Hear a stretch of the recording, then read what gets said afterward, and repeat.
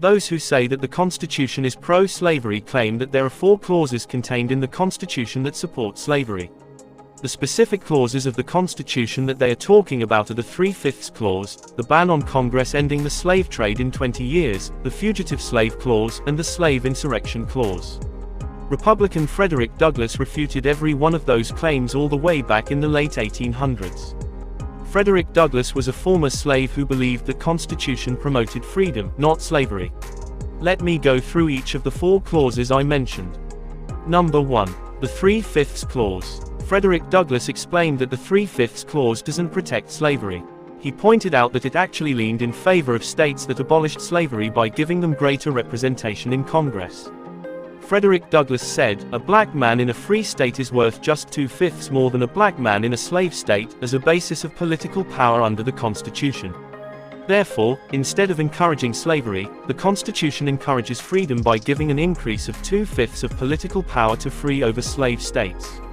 So much for the 3/5 Clause. Taking it at its worst, it still leans to freedom, not slavery. 4. Be it remembered that the Constitution nowhere forbids a colored man to vote. Number 2. The 20-year slave ban. Article 1, Section 9, Clause 1 of the United States Constitution says, "The migration or importation of such persons as any of the states now existing shall think proper to admit, shall not be prohibited by the Congress prior to the year 1808, but a tax or duty may be imposed on such importation not exceeding $10 for each person." The Constitution was ratified in 1788, giving slave states until 1808, 20 years before Congress can ban the importation of slaves. Frederick Douglass explained that it is anti-slavery because it looked to the abolition of slavery rather than to its perpetuity. Fourthly, it showed that the intentions of the framers of the Constitution were good, not bad. I think this is quite enough for this point. It's important to note that on January 1, 1808, the very first day on which it was constitutionally permissible, the slave trade was abolished by law. Number 3. The Fugitive Slave Clause. Article 4, Section 2, Clause 3 of the United States Constitution says, "No person held to service or labor in one state, under the laws thereof, escaping into another, shall, in consequence of any law or regulation therein, be discharged from such service or labor, but shall be delivered up on claim of the party to whom such service or labor may be due." Frederick Douglass explained, in the first draft of the Fugitive Slave Clause were such as applied to the condition of slaves, and expressly declared that persons held to servitude should be given up, but that the word servitude was struck from the provision, for the very reason that it applied to slaves. He continued, "But it may be asked, if this clause does not apply to slaves, to whom does it apply? I answer, that when adopted, it applies to a very large class of persons, namely, redemptioners, persons who had come to America from Holland, from Ireland, and other quarters of the globe, like the coolies to the West Indies, and had, for a consideration duly paid, become bound to serve and labor for the parties to whom their service and labor was due. It applies to indentured apprentices and others who have become bound for a consideration, under contract duly made, to serve and labor. To such persons this provision applies, and only to such persons." The plain reading of this provision shows that it applies, and that it can only properly and legally apply, to persons bound to service.